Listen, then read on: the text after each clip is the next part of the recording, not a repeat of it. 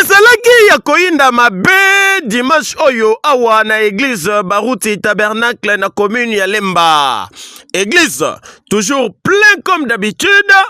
Kasi nanu babandaki na louange pe adoration ezalaki ya 2 fois te. Ba témoignage pe epesamaki pono kolakisa loboko ya nkolo na bomo ya ba fidèle ya Baruti Tabernacle. Et yaki kokoma heure ya mateya epai wapi la bouche autorisée pasteur Carlos Baruti ateyaki sur le thème la famille. Epai wapi Pasteur Carlos Baruti, la bouche autorisée, alagisaki ndenge nini nzambe apambola Adama pe Eva. Na Genèse chapitre 1 verset 28.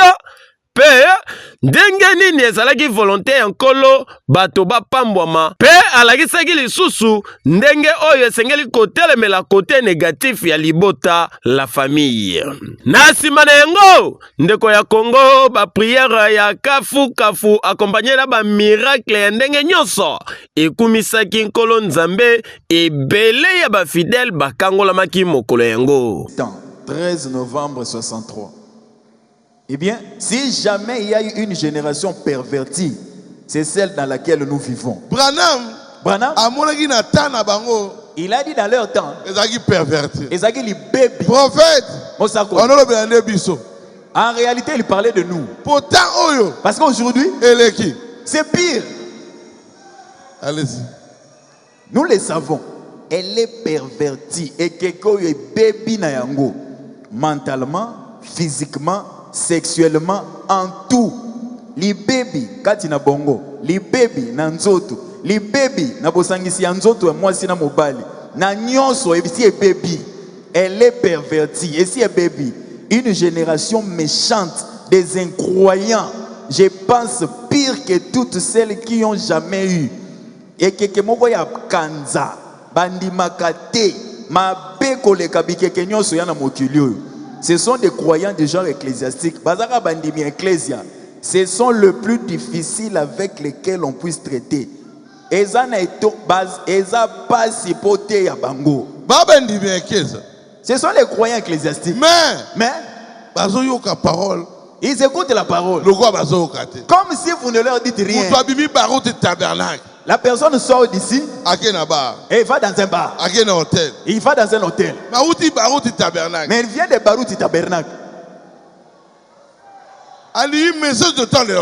Il dit croire au message du temps de la fin. Mais sa vie est indigne de l'évangile. Perverti. Il est comme un bébé. Les gens ne comprennent plus la parole. La parole de Dieu, ce n'est pas la connaissance. C'est la vie de Christ en toi.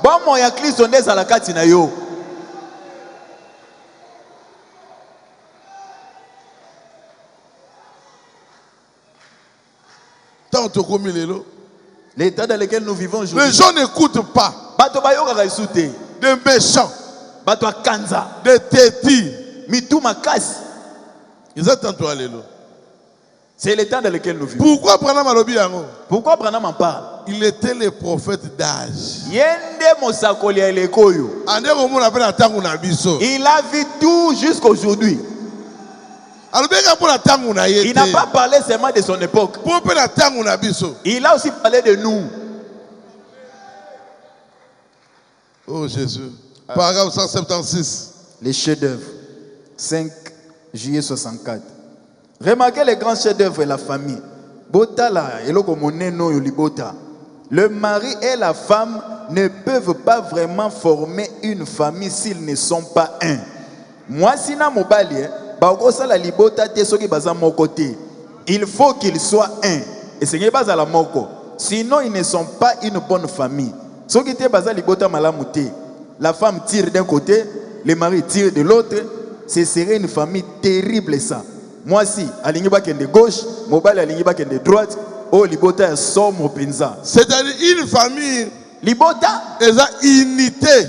Ce qui fait d'une famille une famille, c'est l'unité. Ce n'est pas parce que vous vivez dans une même maison. Non. Non. Famille, non. Dormir dans une même chambre, c'est pas la famille. La famille, c'est l'unité. Eza bomoko. C'est l'unité. Bomoko. Si tu es uni à Christ, tu es la famille de Christ. La famille. Bana ya Kinshasa boyebake rendez-vous ezali pris chaque dimanche awa na commune ya Lemba mingi na Rigini na église Baruti Tabernacle et pas ya la bouche autorisée. Le pasteur Carlos Baruti pona kokangola mampe côté yama de la part de Dieu avec Yemei la bouche autorisée. Ah oui, soki ozali na ba problème mwana ya Kinshasa